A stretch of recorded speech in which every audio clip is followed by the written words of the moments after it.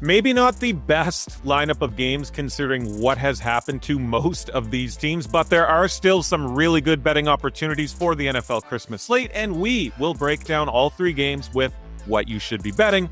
We'll get a bonus Christmas parlay as well, so stick around for all of it. Ninja, here with SI.com's Iain MacMillan, here to break down everything you need to know. Hit that thumbs up, hit that subscribe button. Let us know what your favorite Christmas Day bet is from the NFL slate in the comments section below. So we'll just go chronologically here, IMAX. So let's start with this Cowboys-Commanders game. Washington was a 6.5-point home underdog here just earlier today. Now 5.5 at DraftKings. Total high, 50.5 over at -115. Both teams, IMAC, eliminated from playoff contention. What does Iain MacMillan do differently from a capping perspective for teams with nothing to play for? I don't actually do a whole lot different. Maybe I will once it gets to week 18. But what a lot of people need to remember is, yes, nothing to play for in terms of postseason or anything like that. But the large majority of the players on this team are still playing for contracts, and they're playing to get renewed or get signed somewhere else. So from a personal level for a lot of these players, outside of maybe the rare, like a quarterback, maybe Dak Prescott doesn't have anything to prove because he's locked in for a big deal.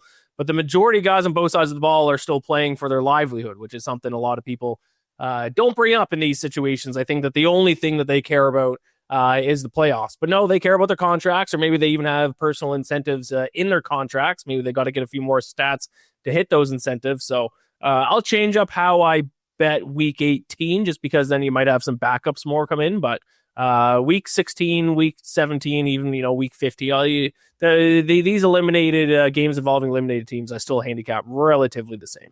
One of those guys, that might be playing for a contract is George Pickens. Not that he has to do anything else. He's had a fantastic season. But with that in mind, like, these two teams combined for 66 points in that first meeting. Is there any reason to think here, IMAC, that there won't be offensive fireworks here? Given a large element of this game is going to be that Dallas passing attack against a terrible Washington pass defense.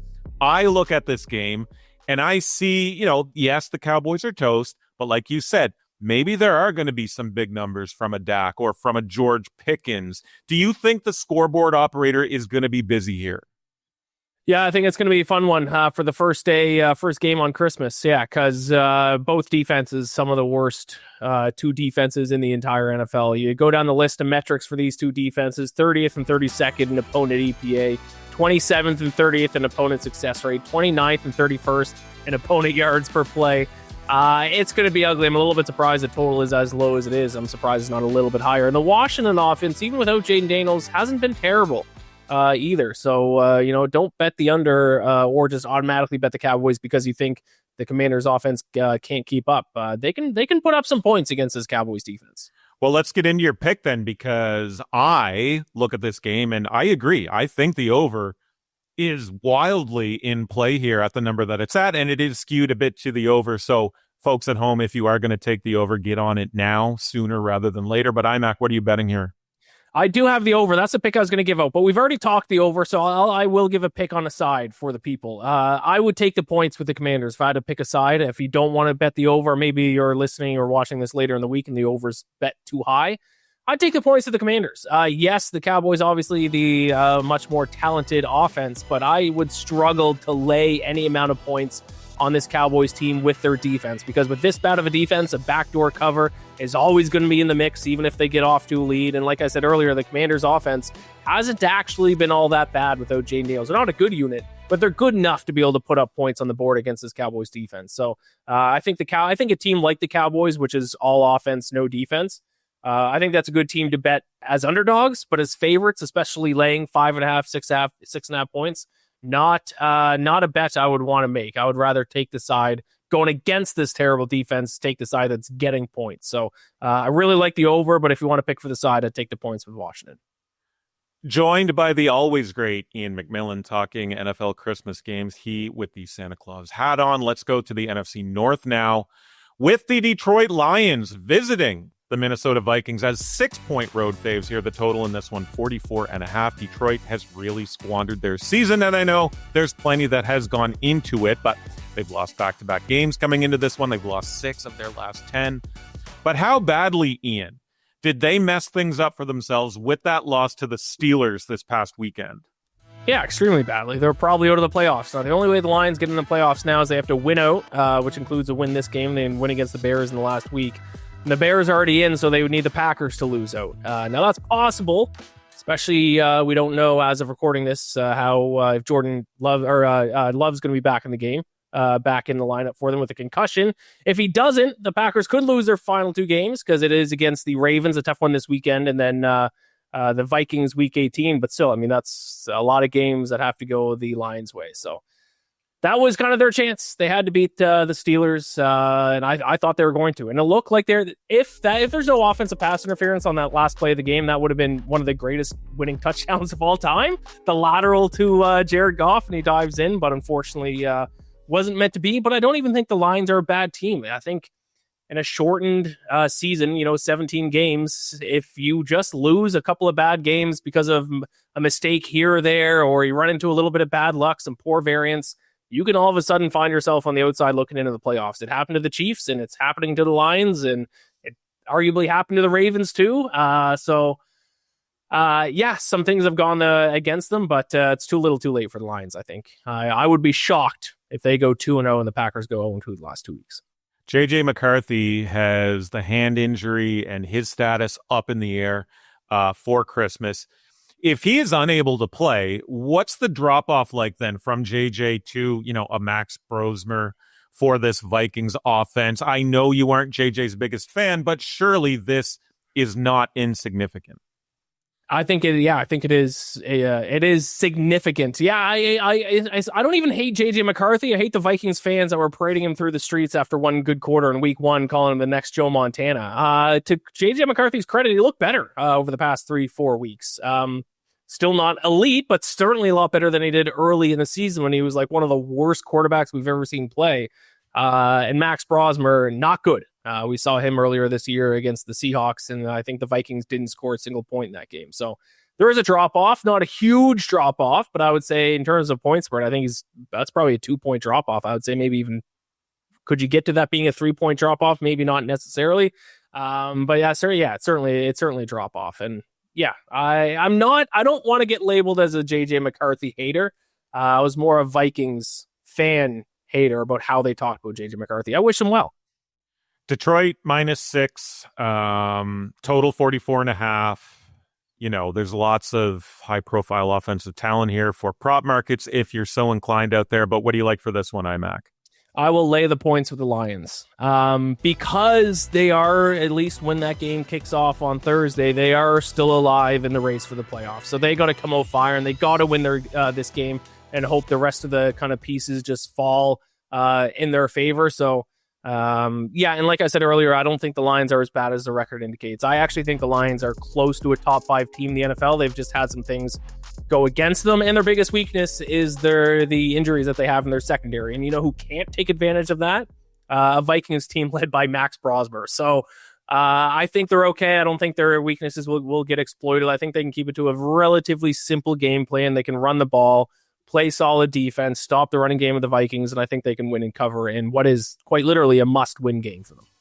Folks, don't go through a busy sports betting December without Prop Professor. And for the holiday season, you can get Prop Professor for 50% off for the first month right now. You can get hundreds of plus EV bets every day, and Prop Professor gives you a real shot at finding long-term profit.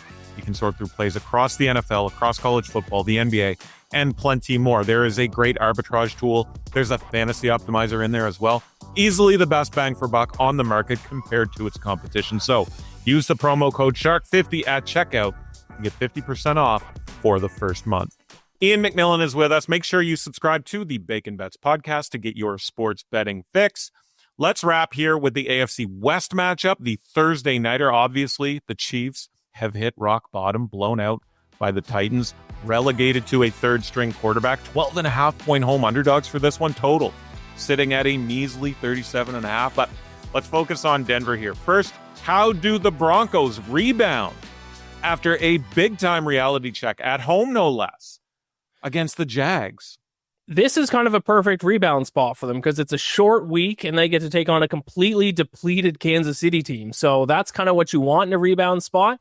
It doesn't give you too much time to dwell on that bad game for them. And, they're big favorites. They should at least be able to win this game. We'll talk about whether or not they're going to cover.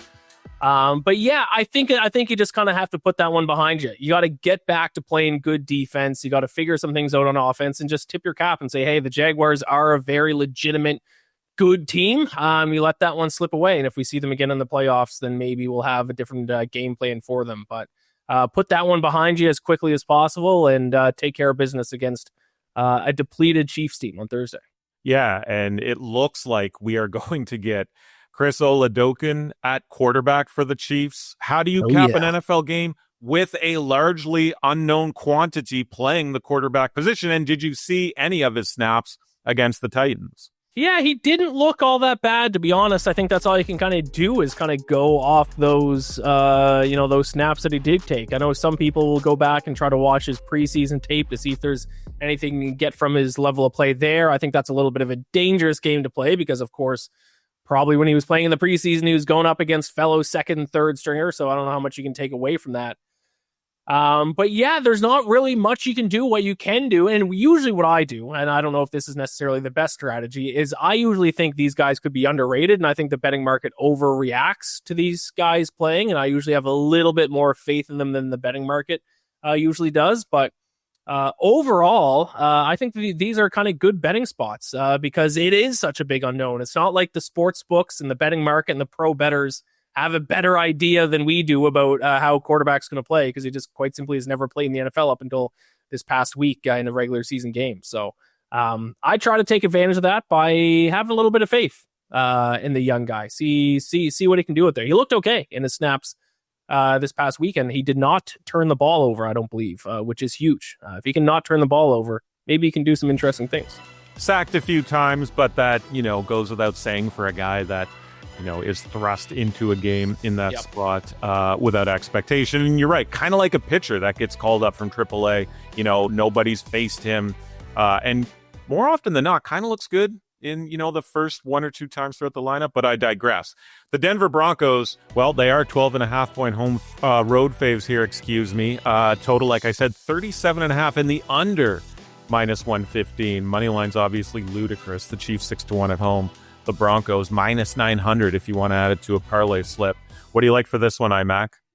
Ugliest bet of the day. I'll take the points of the Chiefs. Kind of alluded to that earlier, but I'm gonna kind of have faith. And how do you say you pronounce Chris Oladokun? Oladokun, I think. I looked at some old tape of his at where was he? North Dakota South Florida, State, wasn't it? South Florida? Oh, somewhere. But yeah, Maybe I could be wrong because I looked it up on YouTube. That's all. Oladokun. I have a little bit of faith in him. And also, like I said earlier, I mean, yeah, even if he's no Patrick Mahomes or even Gardner Minshew, the Chiefs are still a very skilled team. Like, we're not talking about this as like the Raiders now don't have a quarterback or the Titans don't have a quarterback. This is still coached by Andy Reid. This is still, some pieces on defense, some weapons on offense.